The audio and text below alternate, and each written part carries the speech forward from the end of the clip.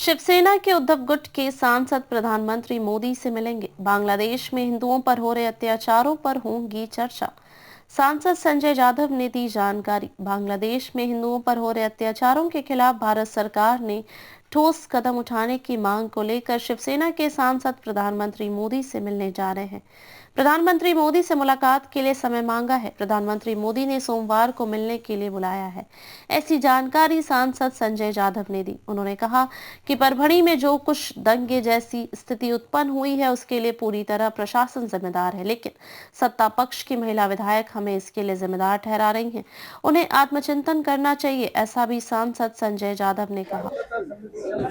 पहिले तर डॉक्टर बाबासाहेब आंबेडकरांच्या पुतळ्या शेजारी असलेल्या संविधानाची जी काही विटंबना झाली त्या घटनेचा पहिले निषेध करतो।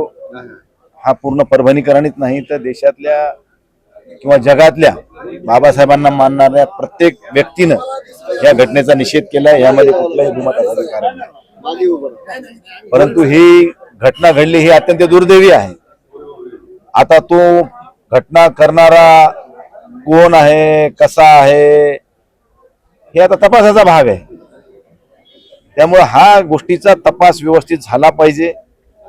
ही ज्यांनी घटना केली आहे त्यापेक्षा या घटनेच्या मागे कोणी आणखीन वेगळा आहे का हे बघणं काळाची गरज आहे। कारण असा एखादा माणूस येतो आणि डायरेक्ट संविधानाचीच तोडफोड करतो, असं कसं होऊ शकतं? रस्त्यामध्ये इतके अनेक महापुरुषांचे पुतळे आहेत, दुकानं आहेत, घरं आहेत, ऑटोवाला आहे, कारवाला आहे, हे आहे ते, कोणालाच काय म्हणत नाही, डायरेक्ट तिथंच कसा येतो, हा विषय महत्वाचा आहे।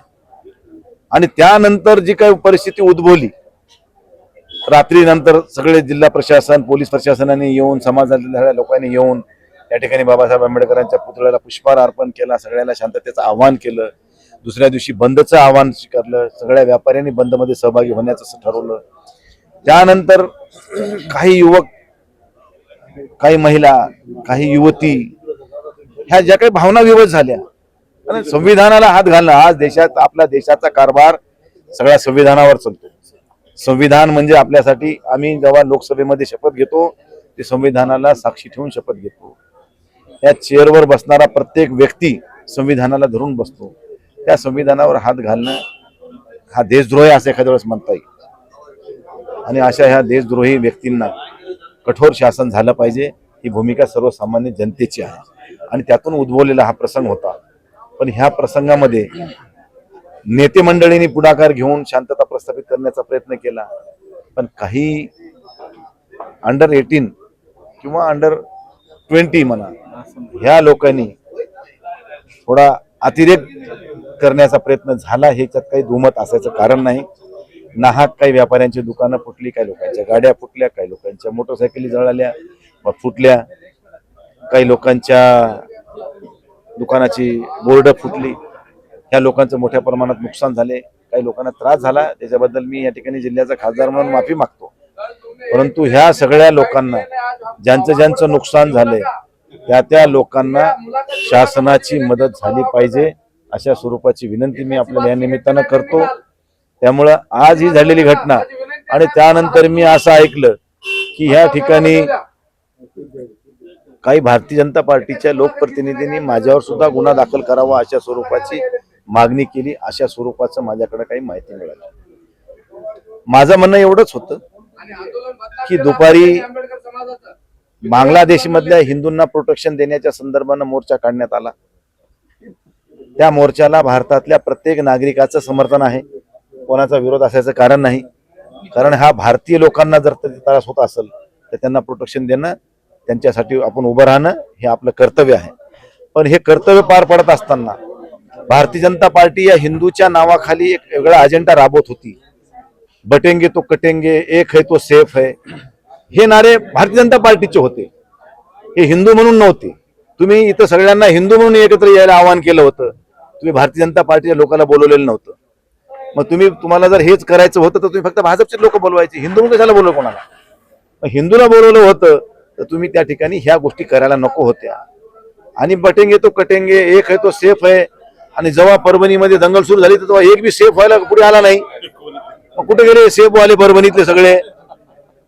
अरे बोलायला सोपं असते, निभावताना लई त्रास होत असते। कळालं का? म्हणून कधीही अशा भावनिक होऊन कोणत्या गोष्टी करू नका आणि समाजामध्ये तेढ निर्माण होईल असलं कुठलं काम करू नका. तुम्ही आणखीन काहीच बघितलं नाही. आम्ही लय जीवनामध्ये अनुभवलो, हे सगळे आम्ही अनुभवणारी माणसं आहेत. आम्ही ह्या सगळ्या प्रक्रियेतून गेलेलो आहोत म्हणून आम्हाला कळतंय. ज्याचं जळते त्यालाच कळतंय. उगा येऊन भाषणं देऊन किंवा काहीतरी वातावरण गरम करून आपली पोळी भाजून घेणं हे सोपं आहे, परंतु त्यानंतर उद्भवणाऱ्या प्रसंगाला समोर जायला काय लागते आणि त्याच्यानंतर त्याचे परिणाम दुष्परिणामाला कसा पुढे जावं लागते हे आम्ही जीवनात अनुभवले. म्हणून एवढ्या अनुभवातून आम्ही तुम्हाला या ठिकाणी सांगतोय. ठीक आहे, तुम्ही केलं, सगळं झालं, त्यानंतर दुर्दैवी दुर्घटना घडली, त्यानंतर जे प्रसंग उद्भवले त्यावेळेस तुम्ही कुठे होतात? जेव्हा परभणीमध्ये तोडफोड होत होती, गाड्या फोडत होते, लोकांना त्रास होत होता, एकही भारतीय जनता पार्टीवाला पुढे आला नाही. माहीचा लाल याचा मला आपल्याला निषेध करायचा या गोष्टीचा. तेव्हा कुठे गेले तुमची मर्दुमकी? कुठे गेले तुमचं सेफ? हे सेफ तेव्हा नव्हतं तुम्ही. मग सगळं झालं जिकडे ते शांतता, मग येऊन लोकच काय झालं? अरे त्याचं वासून गेलं ना सगळं, त्याचं नुकसान झालं, त्याचं घर जळालं, कोणाची गाडी जळाली, काय झालं? या सगळ्या करवण्यामागे हेच आहेत असं वाटतं. बघा, ह्या गोळण्यामागे कोण आहे हे आता हे पोलीस तपासाचा भाग आहे. हे मी कोणावर ॲलिगेशन केले नाहीत किंवा मी कोणावर ॲलिगेशन करणार नाही, परंतु हे घटना बाबासाहेबाच्या संविधानाची जी दुर्घटना घडली आहे, ज्याच्या त्यांनी तोडफोड करण्याचा प्रयत्न केला आहे, ह्याच्या मागे कोण आहे, ह्याचा बोलिता धनी कोण, हा शोधणं आता ही काळाची गरज आहे.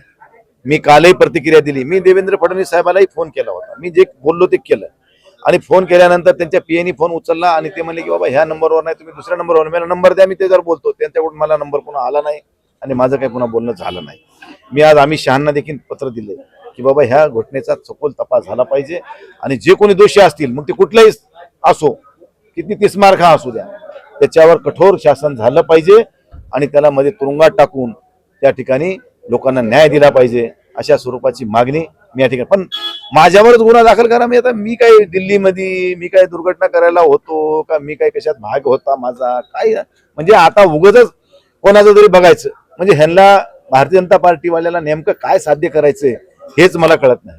भारतीय जनता पार्टीच्या एक जबाबदार लोकप्रतिनिधीनं आमच्यावर कारवाया करावं म्हणावं म्हणजे आता ही शोकांतिका आहे.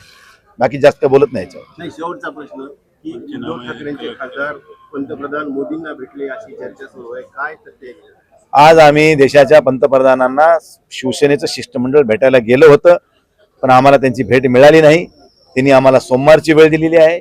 बांगलादेशामधल्या हिंदूला संरक्षण द्यावं आणि त्यांना त्या ठिकाणी जी काही मदत लागेल ती करावी, पण त्यांचे होणारे हाल थांबवण्याच्या पार्श्वभूमीवर आमचं शिवसेनेचं शिष्टमंडळ पंतप्रधानांना भेटणार आहे, ह्याच्यामध्ये काही दुमत नाही. ऑपरेशन लोटस सारखं काही चालू आहे? ऑपरेशन लोटस हे परभणीमध्ये आज थांबवण्याचं आता तुम्ही सगळं शांतता समितीच्या बैठकीत ऐकले, त्यामुळे आता त्याच्यावर भाष्य करणार नाही. पण ह्या ठिकाणी ज्यांचं नुकसान झालंय त्यांना मात्र नुकसान भरपाई मिळाली पाहिजे. ही नैतिक जबाबदारी प्रशासनाची आणि शासनाची दोघांची बी आहे आणि त्यांनी ती पार पाडावी, अशा स्वरूपाची विनंती मी आपल्याला या निमित्तानं करतो.